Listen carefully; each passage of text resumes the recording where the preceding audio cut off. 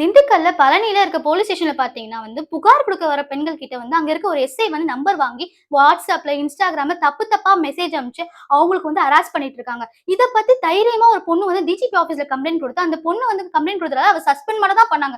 அதிகாரம் இருந்தா என்ன வேணா பண்ணலாமா? பெண்ணை எவ்வளவு வேணா அபியூஸ் பண்ணலாமா? என்ன வேணா பேசலாமா?